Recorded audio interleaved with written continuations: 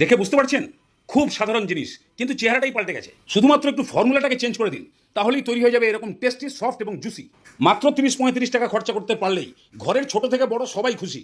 তাহলে ফর্মুলা চালু করে দিই। কড়াইতে বাটিতে যেখানে খুশি 1 গ্লাস মতো জল দিন। তার মধ্যে 3টে টমেটো, খানিকটা আদা কুচি, 10-12 কোয়া রসুন আর ঝাল অনুযায়ী শুকনো লঙ্কা। এগুলো দিলেই হয়ে যেত, কিন্তু দেখি ঠান্ডা করে 10-12 জন জ্যাকেট ফ্যাকেট পরে শুয়ে আছে। পরে এই 10-12 জনকে কার গালে দেবো? তার থেকে ভালো এখনই জ্যাকেট ফ্যাকেট খুলে স্নান করিয়ে দিয়ে দিলাম। এবার সামান্য একটু নুন দিয়ে ভালো করে এটাকে ফুটতে দিন। এই সময়তেই আরেকটা কাজ করে ফেলুন। 100 গ্রাম সোয়াবিনের মধ্যে একদম ফুটন্ত জল আর সামান্য একটু নুন দিয়ে এগুলোকে নুন জল খাওয়ানোর জন্য রেখে দিন। এদিকে দেখুন টমেটোর জ্যাকেট কি খুলে যাচ্ছে, তাহলে নামিয়ে ঠান্ডা করে জল ছেঁকে মিক্সিং জারে তুলে নিন। এই সেন্টেড জলটা পরে কাজে লাগবে। এবার এটাকে ভালো করে পিষিয়ে দিলে একদম সুপার সেন্টেড মশলা তৈরি হয়ে গেল। এতক্ষণে দেখুন সোয়াবিনও নুন জল খেয়ে মোটা তাগড়া হয়ে গেছে। জল নিংড়ে এক জায়গায় রাখুন।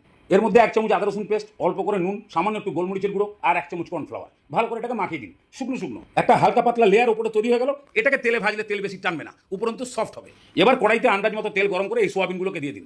এতে সোয়াবিনও ভাজা হবে প্লাস রেসিপিটাও হবে। অন্য সময় শুধুমাত্র সোয়াবিন যদি আপনি 100 গ্রাম তেলেও ভাজেন, ও বেটা পুরো তেলই খেয়ে নেয়, কিন্তু এই প্রসেস করলে তেলটা খেতে পারে না। দেখুন ভাজা সোয়াবিন তুলে নেওয়ার পরেও যা তেল আছে এতে রেসিপি হয়ে যাবে। এবার সোয়াবিনটাকে একবার দেখুন কত সুন্দর চারিদিকে একটা লেয়ার তৈরি হয়েছে। এবড়ো খেবড়ো ভাবটা আর বোঝা যাচ্ছে, আর তার সঙ্গে সঙ্গে হেভি টেস্টি এবং সফট। এই সময় 10-12টা আরামসে খেয়ে নেওয়া যায়। এবার কড়াইতে ওই তেলের মধ্যে উপরে হোয়াইট বোর্ডে লেখা আছে যে মশলাগুলো, সেগুলো দিয়ে দিন। ক্যামেরার চোখে মনে হয় জয় বাংলা হয়েছিল, ওই মুহূর্তটা দেখতে পাইনি। এবার মাত্র 10-12 সেকেন্ড হালকা করে একটু নাড়িয়ে চাড়িয়ে নিয়ে দুটো মিডিয়াম সাইজের পেঁয়াজ কুচি দিয়ে ভালো করে এটাকে ভাজুন। পেঁয়াজ ভাজা কমপ্লিট হয়ে গেলে এবারে সেই টমেটো, আদা রসুন, চিংড়ির পেস্ট যাবে। এবার মিক্সি ধোয়া যে জলটা দেবেন, সেই টমেটো সেদ্ধ করা জল যেটা বেঁচে ছিল সেটাকে দিয়ে গুলিয়ে দিয়ে দিন। এবার এর মধ্যে হলুদ গুঁড়ো, জিরে গুঁড়ো আর কাশ্মীরি লঙ্কার গুঁড়ো। এখন নুনটা বাদ, কেননা অনেক জায়গায় খেপে খেপে নুন দেওয়া হয়েছে, লাস্টে টেস্ট করে নুন। এবার এটাকে একদম ফুল হিটে কষিয়ে সামান্য যখন একটু জলটা টেনে আসবে, অল্প করে কসুরি মেথি দিয়ে এবার খুব ভালো করে কষান। এমন কষাতে হবে যেন মশলার জল শুকিয়ে পুরো তেল বেরিয়ে আসে। ঠিক যখন এই টাইপের দেখতে হবে, তখন সামান্য একটুখানি জল দিয়ে সোয়াবিনগুলোকে দিয়ে এবার 4-5 মিনিট খুব ভালো করে কষান। এতেই সোয়াবিনের ভেতরে একদম চিংড়ি, মশলা সব ফ্লেভার ঢুকে যাবে। তারপরে আপনাদের প্রয়োজন মতো জল দিয়ে গ্রেভি বাড়িয়ে এবার নুনটা টেস্ট করে দেখুন।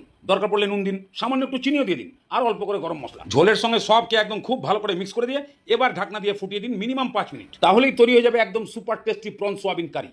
এবার দুপুরে ভাত আর রাত্রে রুটি পরোটা দিয়ে করলেই হলো মারামারি। সুপার লাগবে একদম।